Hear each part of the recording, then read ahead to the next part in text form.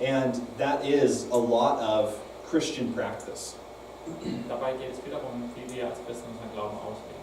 Our worship songs are to worship God and to remind ourselves of who God is. Bei unseren Lobpreisliedern geht es darum, Gott zu preisen und auch uns daran zu erinnern, wer Gott ist. Our prayers of adoration are reminding ourselves who God is.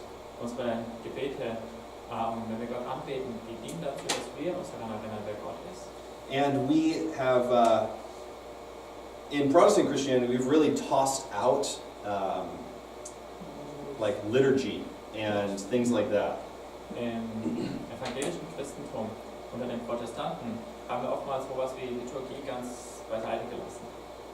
Things that are repetitious or there's a specific word I'm looking for, and I can't remember what it is. I think it starts with an R.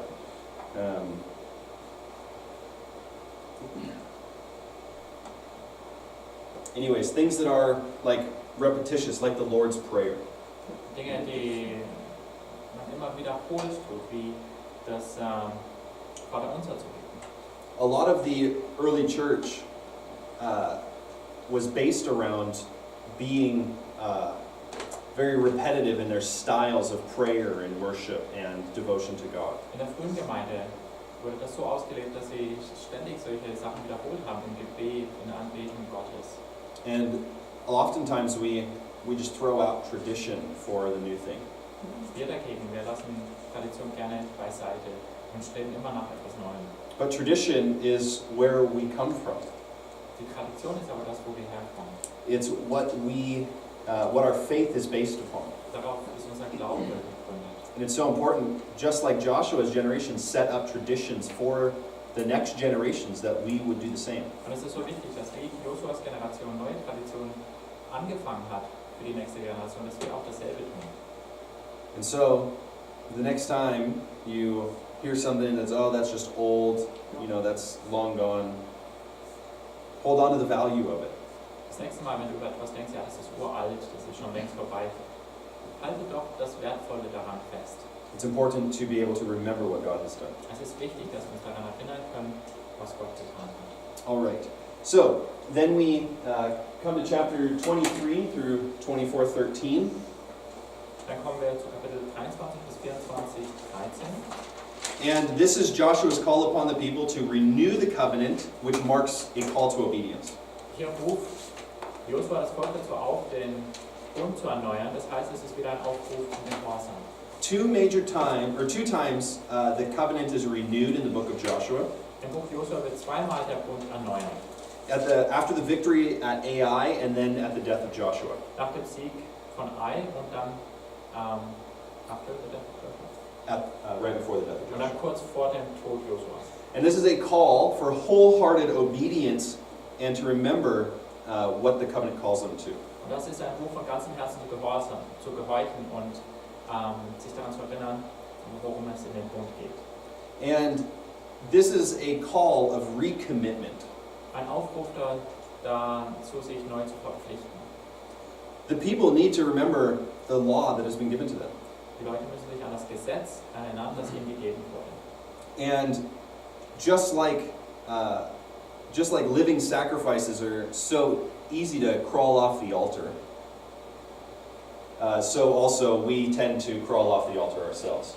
Und es ist wie so bei einem lebendigen Opfer, das so leicht wieder vom Altar hüpfen will. Und so geht es uns auch oft, dass wir von diesem Altar weg wollen.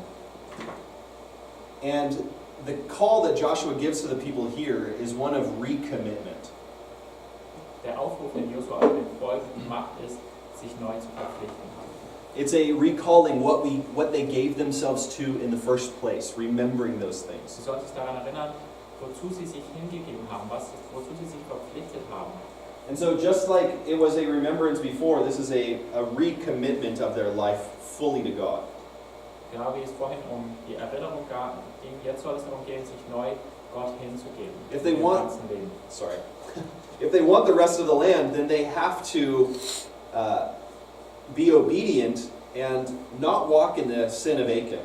Wenn sie den Rest des Landes einnehmen wollen, dann müssen sie jetzt im Gehorsam vorwärts gehen, nicht in der Sünde Achans. If they are not obedient, then the people in the land will be thorns in their eyes and whips on their sides. Es Das heißt, wenn sie nicht gehorsam sind, dann werden die Menschen in dem Land Dornen in ihren Augen sein und Peitschenhiebe auf ihrer Seite. And what you see for them is that the receiving of the land was not unconditional. God wouldn't just do it for them. Wir sehen hier, das Empfangen des Landes war nicht bedingungslos für sie. Gott hat es nicht einfach für sie erledigt. They partnered with God to see it happen. Sie mussten mit Gott zusammen in Partnerschaft agieren, damit es passiert. And so they are called to work with God to see the land conquered. Sie müssen mit Gott zusammenarbeiten, um dieses Land zu erobern. This also serves as a reminder of the blessings and curses of Deuteronomy. Das dient auch der Erinnerung der Segen und Flüche in 5. Mose.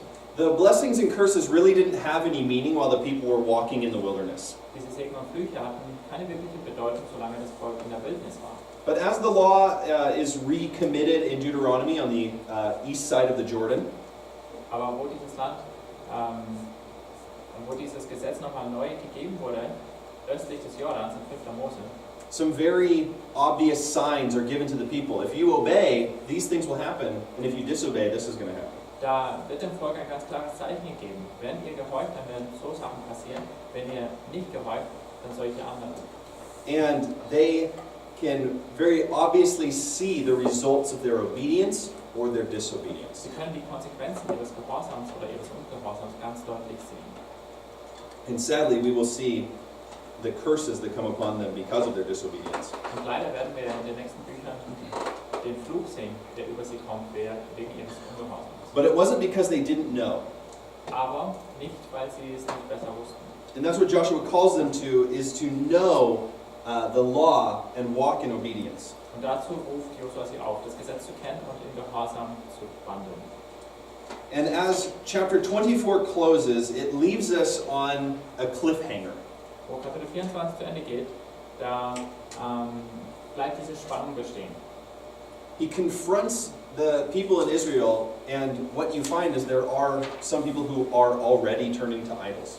Er fordert das Volk heraus und wir sehen hier, es gibt ein paar Leute, die sich schon zum Götzen abgewandt haben.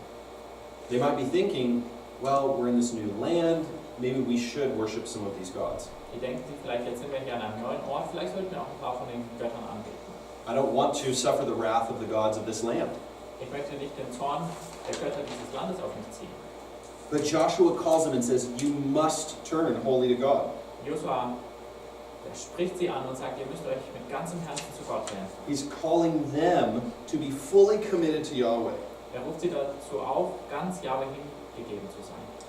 And he sets the example first. Und er selbst gibt ihnen das Beispiel dafür. He says, as for me and my family, we'll follow the Lord. Er sagt, ich aber und meine Familie, wir folgen Gott.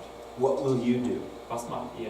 And that's the cliffhanger question at the end of Joshua. Und das ist die spannende Frage, mit der Josua zu Ende geht. What are you going to do? Was wirst du tun?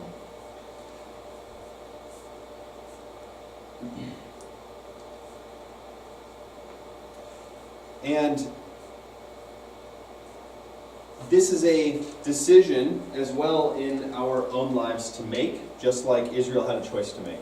Das ist eine Entscheidung, die wir für unser Leben treffen müssen, genau wie Israel es damals musste. Canaan was making Israel into Canaanites. Kanaan machte die Israeliten zu Kanaanitern. They were allowing themselves to be influenced by the land. Sie erlaubten es, dass das Land sie beeinflusste. And what Joshua says is, you are here now, but you must set yourselves apart in this land. Josua sagte zu ihnen, ihr seid jetzt hier, aber ihr müsst euch absondern in diesem Land. Do not be like these people. Seid nicht wie diese Völker. Be like the people of God. Seid wie das Volk Gottes. Do what he has called you to do. Tut das, wozu er euch berufen hat. And the world, it's the same call today that so much of the church is conformed to the ways of the world. Derselbe Aufruf geht heute an uns, weil so viel von der Gemeinde sich an die Welt angepasst hat. Their concerns in how they dress, they talk like the world, they think like the world. Was ihnen wichtig ist, was ihre Sorgen sind, wie sie sich anziehen, wie sie denken, wie sie fühlen, genau wie die Welt. But every single believer in Jesus is called to walk with the Holy Spirit. Aber jeder Nachfolger Jesu ist dazu berufen, mit dem Heiligen Geist zu wandeln. Called to be sanctified in the Holy Spirit. Geheiligt zu werden durch den Heiligen Geist. And sanctification is a process of becoming holy. Diese Heiligung beschreibt einen Prozess des Heiligerwerdens. It's a A sanctification is a holifying of yourself. I don't know how to translate It's the that. same word. The Holifying is the Holifying. Die Heiligung ist, wo du heiliger gemacht wirst durch das Wort. Well, it should be translated basically holifying in English because it is the same word in Greek. But the call in the New Testament is for you to be holy like God is holy. Das ist der Ruf im Neuen Testament. Auch genau wie in 3. Mose, dass du heilig wirst, gemacht wirst, genau wie Gott heilig ist. And that is the exact same call upon Israel. You've read Leviticus. Holy appears over 80 times in that one book. Genau wie bei Israel auch. Ihr habt 3. Mose gelesen. Heilig erscheint über 80 Mal in dem Buch. With multiple times of it saying, be holy as I am holy. Und immer wieder heißt es, seid ihr heilig, so wie ich heilig bin. And in the New Testament, and all of you in this room are called saints. Im Neuen Testament werden ihr alle hier in den Zimmern hier, die Heiligen genannt. And a saint is not somebody with a halo on their head that's exalted above everybody Das else. ist nicht jemand mit einem Heiligenschein auf dem Kopf, der irgendwie erhöht ist gegenüber allen anderen. That's what the church has turned saints into. Die Kirchentradition hat Heilige zu sowas gemacht. And they've said, oh, these people have become saints. Sie sagen, diese Menschen hier, die wurden zu Heiligen ernannt. But that's not what the New Testament says. Das ist nicht das, was wir im Neuen Testament sehen. The New Testament says, you are a saint. Da heißt es, du bist ein Heiliger, eine Heilige. And that word saint has taken on a certain definition. Und dieses Wort Heilige hat eine bestimmte Bedeutung. But the original word, the Greek word, is hagios. Ursprünglich war das Wort dafür in Griechisch Hagios. And that means holy.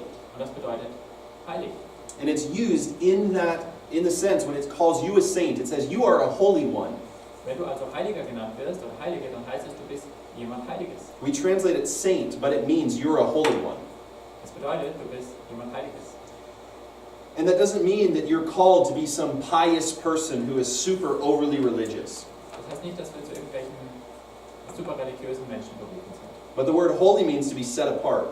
Heilig bedeutet, dass wir abgesondert sind, It means to be different. dass wir anders sind. And it doesn't just mean being set apart from something. Das bedeutet auch nicht nur, dass wir von etwas abgesondert sind, It means you're set apart to something. sondern für etwas abgesondert. So you're not set apart from the world, you're set apart to righteousness. Also nicht abgesondert von der Welt, sondern abgesondert für Gerechtigkeit. So it's not just about stopping being like the world, but about starting being like God. Es geht also nicht nur darum, aufzuhören zu sein wie die Welt, sondern anzufangen zu sein wie Gott. And that is the call that Joshua gives to Israel at the end of the book. He says, you have a choice. Das ist Josuas Aufruf an das Volk am Ende des Buches. Ihr habt die Entscheidung. Will you be like the world or will you be like God? Werdet ihr sein wie die Welt oder werdet ihr sein wie Gott? Will you set yourself apart? Werdet ihr euch absondern? And that's the cliffhanger. Leaves you in this place of what are they going to choose? Und das ist die spannende Frage zum Ende, weil wir nicht wissen, was sie entscheiden werden. Which leaves you with a great question of what will you choose? Und das hinterlässt für dich auch diese tolle Frage, wie willst du entscheiden? Because I'll tell you, not being holy is really, really easy. Eines kann ich dir sagen, nicht heilig sein ist voll einfach. It's the wide road. Das ist der weite Weg. Everybody travels that road. Jeder geht auf diesem Weg entlang. It's much easier not being holy. Es ist viel einfacher, nicht heilig zu sein. Much easier to not be a saint. Viel einfacher, kein Heiliger, kein Heilige zu sein. But you are called to the narrow path. Du bist aber für den schmalen Pfad, den schmalen Weg berufen. Called to the road less traveled. Diesen Weg, der weniger bereist ist. It's not easy and very few people find it. Der ist nicht einfach und wenige Menschen finden ihn. But that is the call upon us. Aber das ist die Berufung für dich. And I want us to read Joshua 24:31. Ich möchte, dass wir Josua 24, Vers 31 lesen. Someone read that in English and then German. Or other way around, German and English. Josua 24, 31. Israel diente dem Herrn, solange Josua und die Ältesten, die ihn noch lange überlebten und auch um alles wussten, was der Herr für Israel getan hatte, am Leben waren. The people of Israel served the Lord throughout the lifetime of Joshua and of the elders who outlived him, those who had personally experienced all that the Lord had done for Israel. Great. What you see in Joshua's generation is a generation quick to obey to the word of God. Was wir in Josuas Generation beobachten, ist, es war eine Generation, die schnell dabei war, Gott zu gehorchen. They're quick to recommit themselves, they're quick to deal with sin. Sie sind schnell dabei, sich neu zu verpflichten, schnell dabei, mit Sünde umzugehen. They're quick to turn to the leader who is placed over them by God. Schnell dabei, dem Leiter zu folgen, den Gott über sie gesetzt hat. And they set an example for all future generations. Damit setzen sie ein Beispiel für alle zukünftigen Generationen. This is a call and an example for all of Israel in the future, how they could act. Das ist ein Aufruf und ein Beispiel für das ganze Israel der Zukunft, wie sie sich verhalten können, What they could be like. wie sie sein könnten. And this is then for us, what I want to leave us with in Joshua, and what I want us to reflect upon is this idea of being obedient to God and being a Joshua generation of people. Das ist das Thema, was wir aus Josua mitnehmen sollten, worüber wir noch mehr nachdenken sollten. Gott gehorsam zu sein und damit eine Josua-Generation zu sein. How will you be remembered? Wie werden sich die Leute mal an dich erinnern? Joshua was remembered as a servant of the Lord. An Josua erinnerten sie sich als ein Diener Gottes. What is the testimony that you will leave behind? Was ist das Zeugnis, was du zurücklässt? And so I want to take the last 10 minutes of class today and spend some time reflecting. Ich möchte, dass wir jetzt die letzten 10 Minuten nehmen, um nachzusehen. I'm going to put some music on, Ich werde Musik abspielen. and I want us to think about whether we'll be the people who walk like Joshua or not. Lass uns darüber nachdenken, werden wir sein wie Josua, wie die Josua-Generation oder nicht? Maybe there is sin that is in the darkness that you need to bring to the light. Vielleicht gibt es Sünde, die in der Dunkelheit versteckt ist, die du ans Licht bringen musst. Because that is how you will overcome. Damit wirst du überwinden. It's how what we see with Israel and what we see throughout the whole Bible. Das ist, was wir bei Israel sehen und in der ganzen Bibel. In my own life, I had dealt with pornography for 10 years, In meinem Leben habe ich 10 Jahre lang mit Pornografie gekämpft. trying everything I could to overcome it. Ich habe alles versucht, um es irgendwie zu überwinden. Trying to restrict myself, trying to keep myself from it, whatever I could do. Ich habe versucht, mich da irgendwie in Grenzen zu halten, das selbst zu überwinden, was immer ich tun konnte. But I was too ashamed to tell anybody about it. Ich war zu beschämt, um es irgendjemandem zu erzählen. But once I did, that is where freedom came in. Aber wo ich es getan habe, da kam die Freiheit heran. And it's been the same for any other sin in my life, that when I have wanted to see myself actually overcome it, then I've brought it to the light with another person. So war das bei jeder Sünde in meinem Leben. Wenn ich wirklich überwinden wollte, dann habe ich das vor eine andere Person gebracht. There's something so powerful about that, Da ist sowas Mächtiges daran. about bringing it to the light with another person. Eine Sünde mit einer anderen Person zusammen ans Licht zu bringen. Or maybe it's a time of recommitment to the Lord, putting yourself back on the altar and saying yes again. Vielleicht ist es eine Zeit, wo du dich neu Gott hingeben möchtest, wo du dich neu auf den Altar begeben möchtest und sagen, ich gehöre dir. Seeing the commitment that Joshua was making again, separate yourselves from the world. Schau euch diese Verpflichtung an, die Josua wieder macht, wo er sagte, sondert euch ab für den Herrn. Most recently, the Lord, I was having a quiet time of actually 2 weeks ago, and God said, I want you to put away all ungodly media. Vor ein paar Wochen habe ich eine stille Zeit mit Gott gemacht, wo er gesagt hat, ich möchte, dass du alle ungöttlichen Medien zur Seite schaffst, wegschaffst. Music, movies, TV shows, websites, anything that was not glorifying to God, put it away. Musik, Videos, Fernsehserien, Filme, alles, was nicht Gott verherrlicht, Webseiten. And Christianity, normal Christianity is radical. It has to be. Ein normales Christentum muss radikal sein. Christianity that looks like the world is not true Christianity. Ein Christentum, das aussieht wie die Welt, ist kein wahres Christentum. Because you're called to be set apart from the world. Weil du dazu berufen bist, von der Welt abgesondert zu leben. And so let's take the next 10 minutes. I'm going to put on some music, and you can reflect upon those things and just spend some time talking to God and ask Him what's on His heart for you right now. Nehmt jetzt also die nächsten 10 Minuten, nutzt sie, um mit Gott zu reden, mit ihm zu besprechen, was es gerade am Herzen liegt. And then I'll close this with prayer. Und dann endet das mit dem Gebet. So.